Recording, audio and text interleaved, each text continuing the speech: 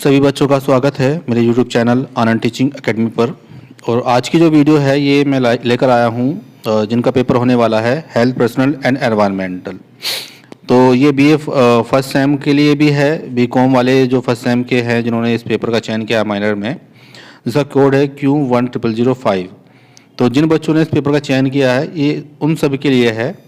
और ये जो आपका पेपर होगा वो आपका रिटर्न में होगा, यानी कि इसके क्वेश्चन आंसर आपको मिलने वाले हैं और उनके आपको आंसर लिखने हैं। तो इसका जो हम सारा का सारा सिलेबस बारी बारी से कवर करेंगे और अभी मैं ये पूरा सिलेबस डाल दूंगा, उसके बाद इसके नोट्स। तो जैसे कि आपको पहले ही हेडिंग में आपको दिखाई दे रहा होगा, हेल्थ और हेल्थ एजुकेशन, स्वास्थ्य और स्वास्थ्य शिक्षा। उसका जो है स्वास्थ्य शिक्षा का अर्थ और परिभाषा याद करनी है आपको अच्छी तरह। उसके बाद स्वास्थ्य शिक्षा का उद्देश्य, लक्ष्य एवं सिद्धांत, स्वास्थ्य शिक्षा का दायरा एवं महत्व, स्वास्थ्य का अर्थ और परिभाषा और स्वास्थ्य के आयाम। तो ये आपका पहली यूनिट है आपकी। जो आपका दूसरी यूनिट है वो आपके पोषण, पोषक तत्व और आहार से संबंधित है।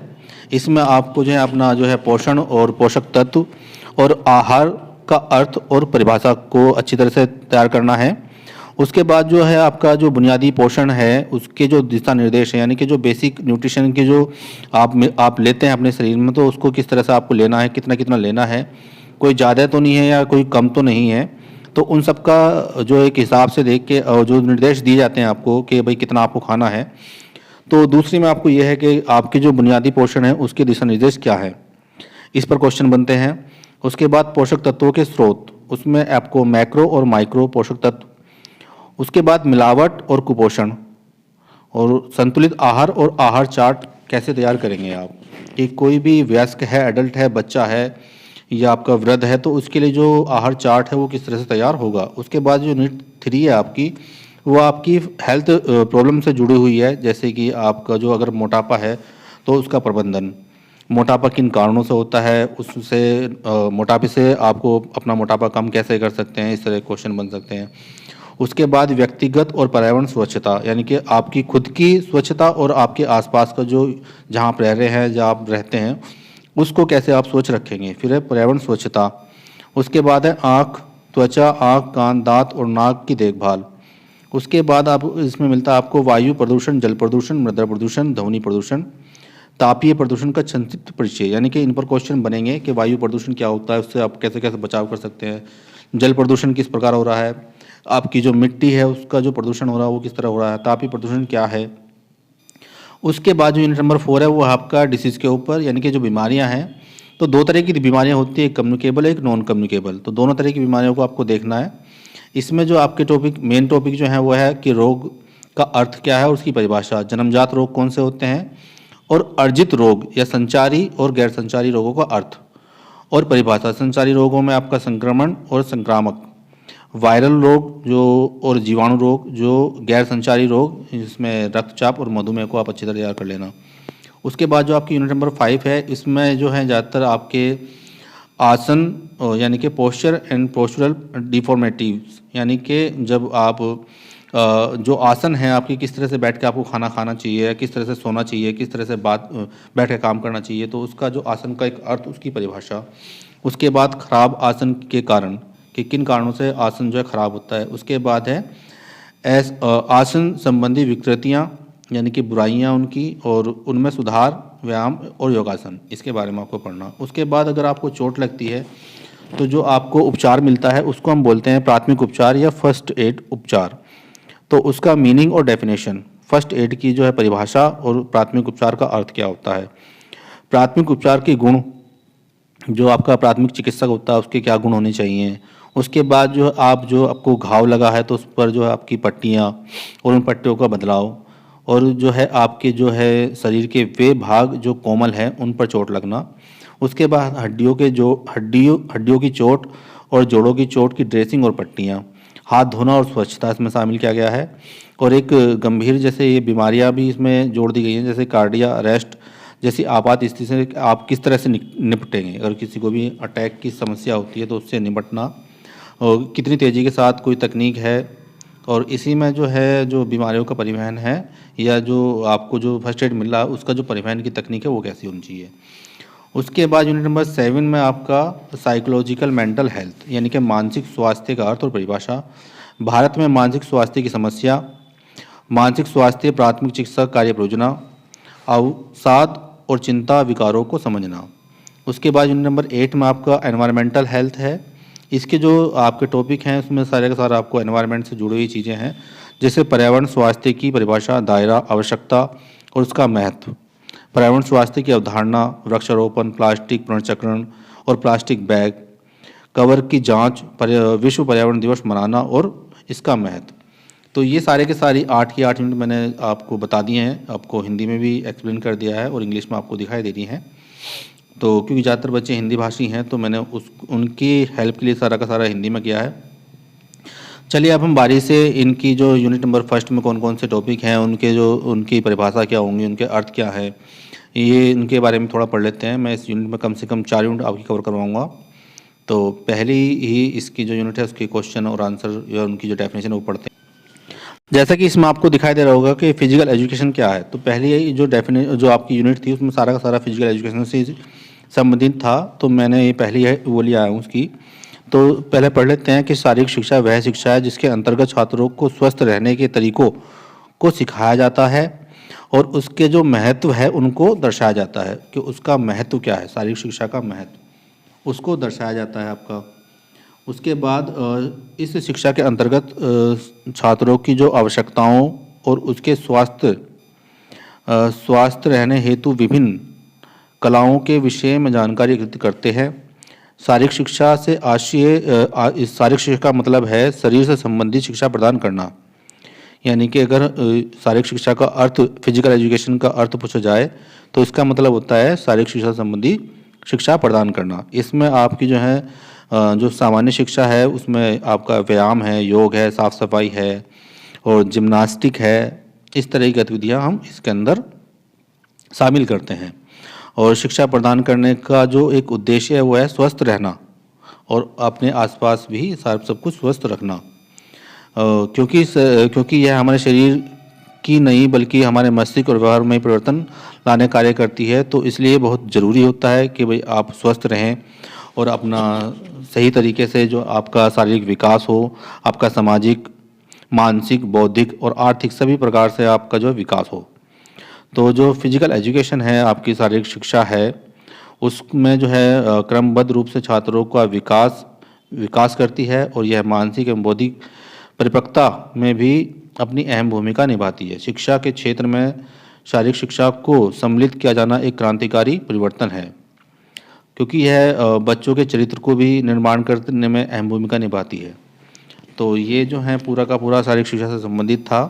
उसके बाद जो है शारीरिक शिक्षा की परिभाषा, तो जो परिभाषा हैं वो आपको दिखाई दे रही होंगी। डेल बर्ड यूफ के अनुसार जो शारीरिक शिक्षा की परिभाषा उन्होंने दी थी वो पहली वाली है कि शारीरिक शिक्षा उन अनुभवों का सामूहिक प्रभाव है जो शारीरिक क्रियाओं द्वारा व्यक्ति को प्राप्त होते हैं। और दूसरी जो डेफिनेशन है वो है आपकी J.F. विलियम के अनुसार, यानी कि इसका मतलब है कि शारीरिक शिक्षा उन सारी क्रियाओं को कहते हैं जिनका चुनाव उनके प्रभाव की दृष्टि से किया जाता है। और रोजा लैंड के अनुसार जो है आपकी शारीरिक शिक्षा व्यक्ति के भीतरी अनुभवों के कारण व्यक्ति विशेष में होने वाले परिवर्तनों के कुल जोड़ को कहते हैं। तो ये जो तीनों की तीनों डेफिनेशन मैंने आपको दी हैं, आप ये तीन ही तैयार कर लें, इनमें से कोई एक डेफिनेशन आप लिख कर आना अगर आपसे पूछा जाता है शारीरिक शिक्षा की परिभाषा, क्योंकि जो आपका पेपर है वो फिजिकल एजुकेशन का ही पेपर है।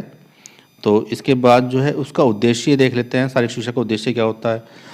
पहला तो जो मुख्य उद्देश्य है कि शारीरिक शिक्षा जो है उसमें है छात्रों का सर्वांगीण विकास, यानी कि संपूर्ण विकास उनका होता है, उनके मानसिक और बौद्धिक विकास का इसका मुख्य लक्ष्य होता है कि बच्चों में जो है अगर वो फिजिकली फिट है तो वो जो पढ़ाई कर रहा है उसमें भी उसको हेल्प मिलती है। दूसरा जो उसका उद्देश्य होता है यह है छात्रों को समाज के सहायक तत्व के रूप में तैयार करने का एक साधन है जिसके द्वारा वह भविष्य में समाज के साथ समायोजन कर सके। तीसरा है इसका कि इस शिक्षा द्वारा छात्रों को स्वस्थ रहने की कला एवं गुणवत्ता को समझाया जाता है।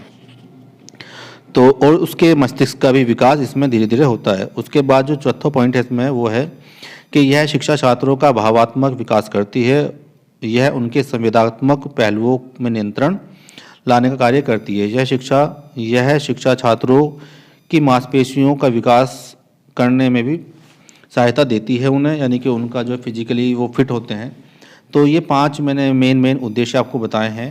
पहला है कि उनकी जो है सर्वांगीण विकास, यानी कि संपूर्ण बॉडी का विकास होता है, इसमें मानसिक और बौद्धिक है। दूसरा जो है यह उन्हें समाज में रहने लायक बनाता है।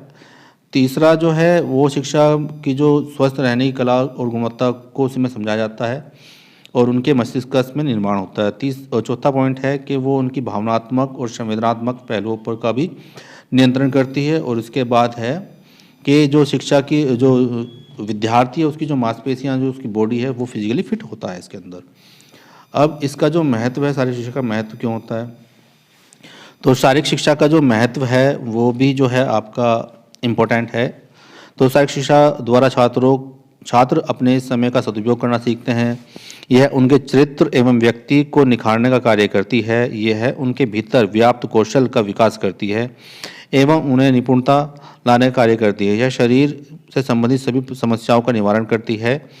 यह संवेगात्मक रूप से छात्रों को संतुलित रखने की कला है। इस शिक्षा के द्वारा छात्रों में अनुशासन एवं नैतिक मूल्य का विकास होता है और यह उनकी मानसिक और बौद्धिक दक्षता, यानी कि उनको मजबूत बनाती है, जो कि बहुत ही लाभदायक है। लास्ट में जो इसका निष्कर्ष है, तो उसका निष्कर्ष पढ़ लेते हैं कि शारीरिक शिक्षा व्यक्ति एवं छात्रों को विकास की दिशा की ओर अग्रसर करती है। यह वह शिक्षा है जो व्यक्ति के सर्वांगीण विकास में अहम भूमिका निभाती है। यह छात्रों को क्रियाशील एवं सक्रिय अवस्था में बनाए रखती है। स्वास्थ्य शिक्षा के सिद्धांत क्या होते हैं, वो सिद्धांत आप देख लो। स्वास्थ्य शिक्षा का जो वर्तमान सिद्धांत है वो है शिक्षण और सीखने के मध्य ही स्वास्थ्य शिक्षा को सभी लोगों के लिए सुलभ बनाया जा सकता है। मनोवैज्ञानिकों ने माना है कि सीखने और स्मृति, यानी कि याद रखने के लिए और सीखने के लिए जो प्रक्रिया है उसमें जो आपका स्वस्थ रहना जो है बहुत ज़रूरी है। उसी के बाद आप कुछ सीख पाते हैं। अगर आप फिजिकली और मेंटली दोनों तरह से आप स्वस्थ हैं तो जो आपके सीखने की जो दर है वो बहुत तेज़ होती है और आप बहुत जल्दी के साथ चीज़ों को एक्वायर कर लेते हैं, ग्रहण कर लेते हैं। तो ये एक बहुत ज़रूरी है। चलिए, इसमें ये यूनिट तो काफ़ी थी, इसमें रुचि तो इतना इम्पोर्टेंट नहीं है। सहभागिता, संचार, प्रेरणा, और प्रेरणा 2 प्रकार की होती है। प्राथमिक, यानी कि जो है बौद्धिक स्तर, इसमें अब है स्वास्थ्य शिक्षा के लाभ। और स्वास्थ्य शिक्षा के जो लाभ हैं वो हैं, स्वास्थ्य शिक्षा को स्वास्थ्य के बारे में जानकारी प्रदान करने की प्रक्रिया के रूप में परिभाषित किया जाता है ताकि लोगों को उनके परिवार और समुदाय के साथ स्वस्थ और संरक्षण और संवर्धन के लिए जानकारी का उपयोग करने के लिए प्रेरित किया जा सके। अब है स्वास्थ्य के लिए आवश्यकता, यानी स्वास्थ्य शिक्षा के लिए आवश्यकता, हेल्थ एजुकेशन की जो आवश्यकता है वो क्यों है। तो हेल्थ एजुकेशन की जो आपकी जो आवश्यकता है, मैं इसके जो है मेन पॉइंट आपको बता देता हूँ। एक तो है कि स्वास्थ्य शिक्षा जिससे राष्ट्र की जो अर्थव्यवस्था में सुधार हो सकता है। हमारे राष्ट्रव्यापी में महत्वपूर्ण समस्या स्वास्थ्य शिक्षा का अभाव है। उन्हें नियंत्रित करने के अलावा स्वास्थ्य शिक्षा के बारे में सिखाना आसान है। बेहतर स्वास्थ्य शिक्षा जीवन के जोखिम को कम कर सकता है, क्योंकि स्वास्थ्य शिक्षा की जानकारी का अभाव बहुत विनाशकारी है। हृदय रोग, कुछ प्रकार के कैंसर और गठिया आदि जैसे रोग कुछ सामान्य सी अनियमितताओं का परिणाम है। इन्हीं बीमारियों से संबंधित वार्षिक मौतों का आंकड़ा भी जो है बहुत बड़ा है। स्वास्थ्य शिक्षा से जो है आप जो है तंबाकू, खराब पोषण, दवा, शराब, इन सभी के जो दुष्प्रभाव हैं वे जो फैल रहे हैं उनसे भी आप बच सकते हैं। उसके बाद है प्रमाणित स्वास्थ्य शिक्षा सकारात्मक और स्वास्थ्य शिक्षा को बढ़ावा देने के लिए सर्वोत्तम अवसर प्रदान कर सकते हैं। वे उन किशोर अवस्था, यानी कि जो यंग हैं, उनके बारे में जो ज्ञान प्रदान करती है। 13 से 15 जो वर्ष की जो आयु है उसमें जो है किशोर अवस्था के बारे में ज्ञान की। और यह है स्वास्थ्य शिक्षा के जो लाभ हैं वो देख लेना आप, इनके बारे में आप पढ़ लेना अच्छी तरीके से कि जो है स्वास्थ्य शिक्षा से क्या क्या लाभ मिलते हैं। तो ये है जो इसके लाभ हैं, जैसे यह है शरीर की संरचना और कार्यों के बारे में ज्ञान देता है और बताता है कि व्यायाम, आराम और नींद के बारे में शारीरिक और मानसिक रूप से कैसे फिट रहे। उसके बाद इसमें जो है दूसरा पॉइंट है कि शराब, तंबाकू, ड्रग्स आदि शरीर पर हानिकारक प्रभाव की जानकारी से अवगत कराता है। यह विभिन्न खाद्य पदार्थों में मौजूदा विभिन्न पोषक तत्वों के बारे में ज्ञान देता है और उपलब्ध खाद्य पदार्थों से संतुलित आहार किस प्रकार प्राप्त करें। यह भोजन के भंडारण, तैयारी, खाना पकाना, परोसना और खाने से संबंधित सभी ज्ञान देता है। यह विभिन्न सामान्य बीमारियों के कारणों के बारे में जानकारी देता है कि वे कैसे फैलती हैं और इन बीमारियों से सुरक्षा या इन बीमारियों से आप कैसे बच सकते हैं। लोगों को रोग नियंत्रण और उन्मूलन के राष्ट्रीय कार्यक्रमों में भाग लेने को प्रोत्साहित करता है। उसके बाद इसमें कुछ आपकी जो हैं, जैसे इसमें आपके स्वच्छता के बारे में आपको बताता है कि स्नान आपको डेली स्नान करना चाहिए, कपड़े धुले हुए पहनने चाहिए, शौचालय के बाद हाथ पैर धोने चाहिए, नाखूनों, दांतों, हर तरह से आपको अपनी सफाई इसमें शामिल की गई है। और जो भी बीमारियां फैला रहे हैं उनसे आप जो आपके जैसे चूहे हैं, कॉकरोच हैं, तो किस तरह से ये आपको जो आपके खाने को या मक्खियां हैं वो आपके खाने को किस प्रकार इनसे आप बचा सकते हैं, तो उनके से भी इनका फ़ायदा मिलता है। पर्यावरण को प्रदूषण के कारणों के बारे में भी ये ज्ञान प्राप्त देता है हमें, और यह सरकार और सुरक्षा संगठनों द्वारा प्राप्त जानकारी का भी जो है इसमें जो है स्वास्थ्य बीमा सर्वोत्तम पर ज्ञान प्राप्त होता है। उसके बाद इसमें जो हैं ये और इम्पोर्टेंट पॉइंट तो मैंने आपको बता दिए हैं, इनके बारे में आप अच्छी तरह से तैयार कर लेना। ये स्वास्थ्य के 4 आयाम तो ये तो इम्पोर्टेंट नहीं है। उसके बाद है भौतिक, जो आपके शरीर के बारे में है, इसके बारे में थोड़ा सा पढ़ लेना। वजन बढ़ना और सामाजिक, ये भी इतना इम्पोर्टेंट नहीं है। और पर्यावरण सामाजिक, ये भी इतना इम्पोर्टेंट नहीं है। WHO के बारे में पढ़ लेना, इसके बारे में भी पूछ लेता है वो। बेरोजगारी रत और इसमें स्वास्थ्य उपलब्धता WHO के। और बढ़ते हैं अब जो है भावनात्मक भी इतना नहीं है।